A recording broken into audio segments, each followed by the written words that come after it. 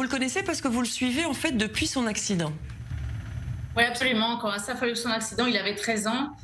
Il jouait au foot avec des copains. Le ballon est passé par-dessus un mur et est allé chercher son ballon. Et en fait, il s'est retrouvé dans un hangar de haute tension électrique. Et il s'en est sorti.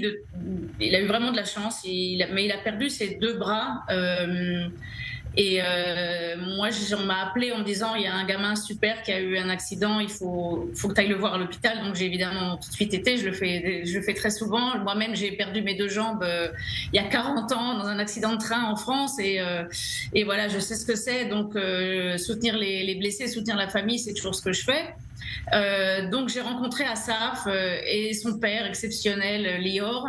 J'ai amené ma fille Eden qui a le même âge pour cette rencontre et depuis on s'est pas quittés. Pour moi c'est super émouvant, vraiment émouvant de le voir avec cette médaille d'or. C'est absolument incroyable. C'est absolument incroyable parce qu'en fait, on a ensemble cherché très vite quel sport il pouvait faire. Il avait 13 ans, il lui fallait un horizon, quelque chose qui le porte. Tout son corps avait changé, tout avait changé pour lui. Et donc, moi, je me suis dit, tiens, le taekwondo, c'est un super sport, c'est un sport de jambes. Et je lui ai proposé, ça a été un clic immédiat. Il m'a tout de suite dit oui. Et son père aussi, ils m'ont dit, où est-ce qu'il y a du taekwondo? Quand est-ce qu'on commence? Enfin, vraiment, c'était fou, quoi. Et on a eu une chance incroyable de tomber sur Iriam Chalabi, son entraîneur, un entraîneur génial à Ramleh. Et en fait, ce gamin du Golan a déménagé et a passé toute sa vie à Ramleh avec son entraîneur, souvent loin de sa famille. Il a un papa, une maman et 7 frères et sœurs, enfin surtout que des frères en fait. Il a 7 frères.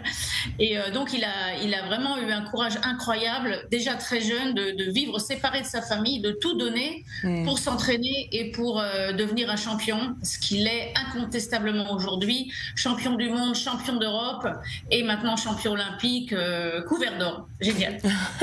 En tout cas, c'est très beau de voir votre émotion, hein, évidemment, puisque vous le connaissez. Et puis, en plus, c'est la médaille d'or. La Tikva a résonné là-bas à Paris. On revient vers vous. Christopher, on espère évidemment que d'autres médailles seront décrochées dans les prochains jours. Oui, on espère, c'est quasiment sûr. Il y en aura d'autres des médailles et pourquoi pas avec Nadav Lévy, athlète paralympique qui concourt lui en boccia. C'est une sorte de pétanque. Il a battu son adversaire néerlandais hier lors des phases de poule. Il devait affronter un Tunisien aujourd'hui, un certain Ashraf Tayahi, mais l'athlète paralympique tunisien a refusé de jouer contre l'Israélien. Nadav est donc déclaré vainqueur.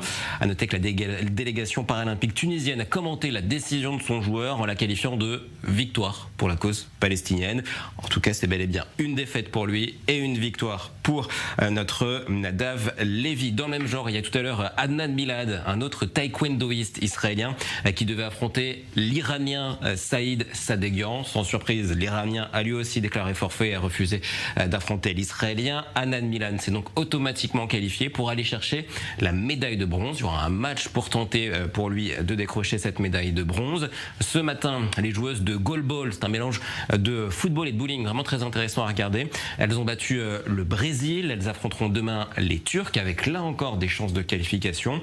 Adam Berdychevski a battu l'Italien Luca Arca en tennis fauteuil. C'est la première fois qu'il se qualifie pour le deuxième tour. Merci beaucoup Christopher et vous continuez à suivre évidemment ces jeux. Alors justement Pascal, c'est important ces Jeux paralympiques, non seulement pour les athlètes mais aussi pour Israël par exemple. On voit quand même que des choses de bien se passent pour les personnes qui participent à ces Jeux.